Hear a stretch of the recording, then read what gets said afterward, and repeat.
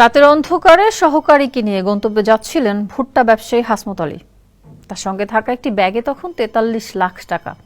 এ সময় সম্পূর্ণ জনমানবশূন্য নীরব এলাকায় পার হওয়ার সময় দুই ব্যক্তি তাদের গতিরোধ করে বলেন ব্যাগে অবৈধ মালামাল আছে। এক পর্যায়ে তারা ব্যাগটি নিয়ে টানাটানি শুরু করেন। কিছুটা ধস্তাধস্তিও হয় ব্যবসায়ী হাসমত আলী ও তার সহকারীর সঙ্গে। এ সময় তাদের চিৎকারে আশেপাশের মানুষ জড়ো হয় এবং হাতে নাতে ধরে ফেলে ছিনতাইয়ের চেষ্টা করা ওই দুই ব্যক্তিকে।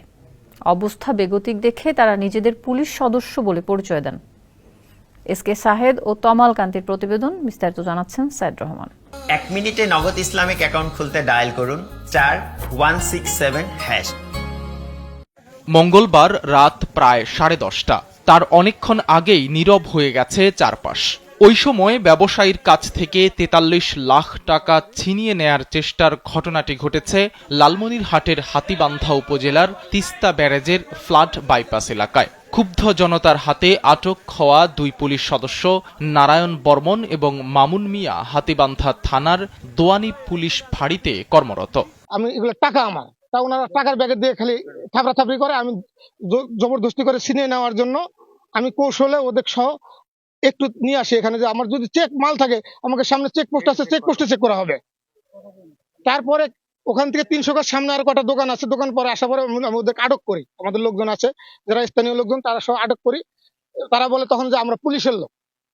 তা পুলিশের লোক, তারা কোনো সিভিলে ছিল, কোনো পোশাক ছিল না। আগে কখনো বলে নাই পুলিশের লোক, পরে বলতেছে পুলিশের লোক। তাদের কোনো সিভিল ছিল, তাদের কোনো পোশাক ছিল না, তাদের কোনো আইডি কার্ড ছিল না। তারা ভালো সুদুত্তর দিতে পারে নাই। পরবর্তীতে জানতে পারি একজনের নাম হচ্ছে মামুন আর আরেকজনের নাম হচ্ছে নারায়ণ। এরা মাঝে মধ্যেই এই আমাদের ব্যবসায়িক যারা আছে তারা সব সময় বিরক্ত করে এবং তাদের টাকা পয়সা মানে যে ছিনতাই করার চান্স পেলে ছিনতাই করবে। সেটা হলো এই যে এই ক্যাম্পের কনস্টেবল নারায়ণ আর হলো মামুন নাম, এই কয়েকজন 2-3 জন আছে এই কামে করে। হাসমত আমি দুইজনে একসাথে ভুট্টার ব্যবসা করি। আজকে 14টা গাড়ি লোড দিছি। টাকা যেভাবে ওঠে ওইভাবে আমরা পেমেন্ট দিই। টাকাগুলো আমাদের কিন্তু সন্ধ্যার পরেই ব্যাংক দেয়। এত টাকা দিতে পারে না, সন্ধ্যার আগ পরে দেয়।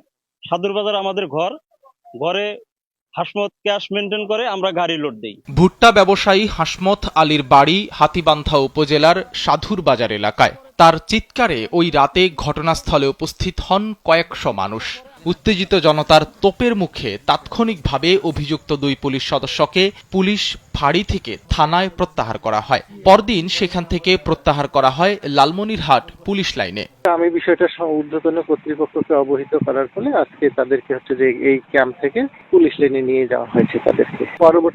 পরবর্তীতে তদন্ত অব্যাহত রয়েছে যে ওনারা কতটুকু বিধিসম্মত কাজ করছে কিনা সে বিষয়ে তদন্ত অব্যাহত রয়েছে এবং পরবর্তীতে এই বিষয়ে আরো প্রয়োজনীয় ব্যবস্থা গ্রহণ করবেন আমাদের ঊর্ধ্বতন কর্তৃপক্ষ। টাকা সহ ব্যাগ কেড়ে নেয়ার চেষ্টা করার সময় অভিযুক্তদের গায়ে ছিল না কোনো পুলিশের পোশাক। এমনকি তারা একবারের জন্য বলেনি যে তারা পুলিশ। যখনই সাধারণ ব্যবসায়ীরা উত্তেজিত হয়ে উঠেছে তখনই তারা পুলিশের পরিচয় প্রকাশ করেছে। সাইদ রহমান, কালবেলা।